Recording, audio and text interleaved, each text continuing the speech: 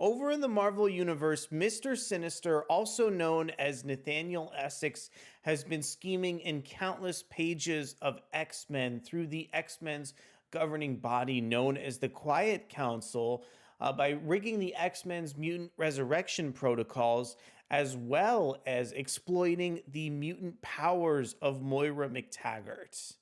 Now we're going to go ahead and take a look at what the Marvel Universe looks like 1,000 years into the Sinister reality, but this time we're going to examine it through the lens of the pages of Nightcrawlers. My name is Araco Braddock, and let's go ahead and dive into one of the final issues of Sins of Sinister in Nightcrawlers number 3. But before we get deeper into the video, I want to go ahead and encourage you to consider subscribing to the channel and hitting that like button if you enjoy our content. And I want to go ahead and kick things off by reading Marvel Comics solicitation text for Nightcrawlers 3. Listen to Mother. Now that we know who she truly is, it's time to taste the horrific ambitions lurking in the heart of Mother Righteous. The galaxy burns, the pieces are in place, the storm system rages, the Nightkin make a last lethal leap. And the Great Devourer hungers only for vengeance. The experiment is over, the cosmic laboratory is on fire.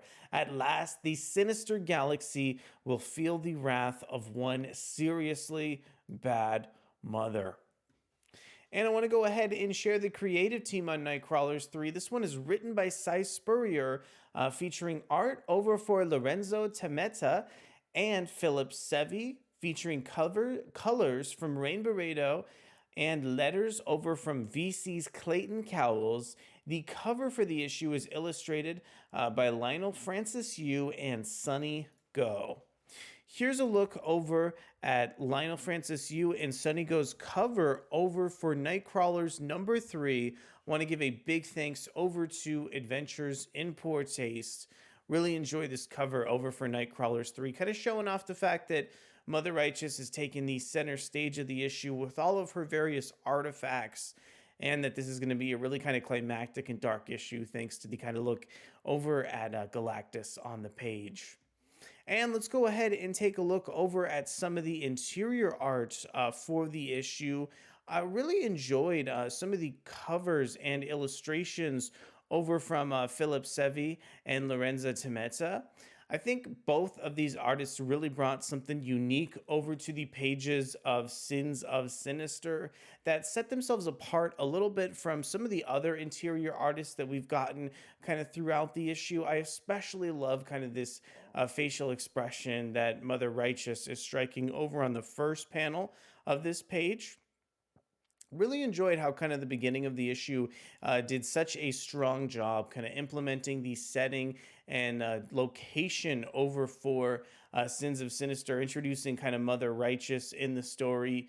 I just got a thrill in this issue with seeing just how cocky Mother Righteous has been throughout this tale. And in the culmination of kind of this issue of Nightcrawlers, Mother Righteous is really kind of lost her patience for everyone else after waiting years and years and years to pull the trigger off on her scheme. So I really love how kind of Si Spurrier dove right into Mother Righteous's kind of internal monologue to show readers exactly what she's up to and to show off her cards so soon. I also thought it was really clever how Mother Righteous kind of continues to find all of these sort of aspects of Marvel continuity by utilizing all these like objects together for her master plan.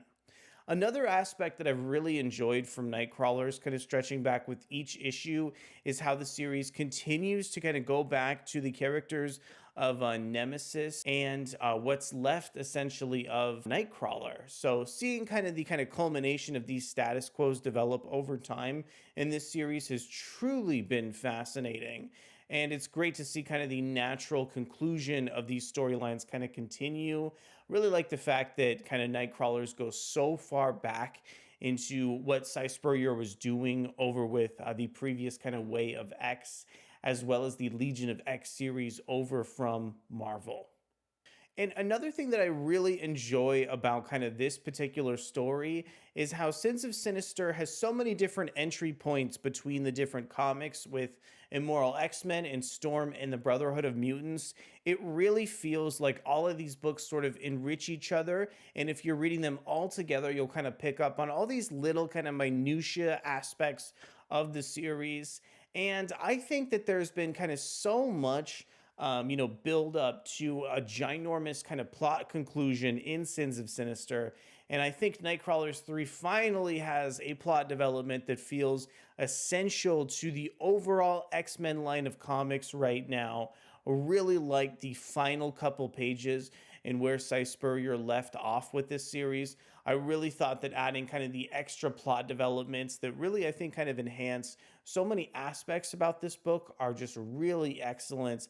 I think some of the kind of more harrowing aspects of X-Men Red over in Judgment Day, some of those vibes are kind of evoked, I think, over in this issue, which I really, really enjoyed.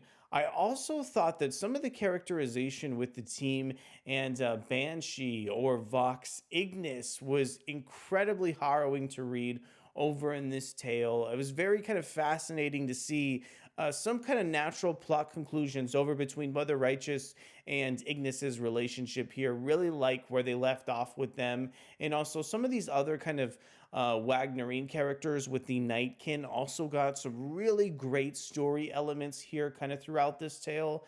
I think that Si Spurrier has had to juggle so many kind of plot threads over in Nightcrawlers, but if you kind of zoom out and take a look at all of these kind of plot threads that he's built up between the series, I think there's been some fascinating status quo conclusions over in this issue.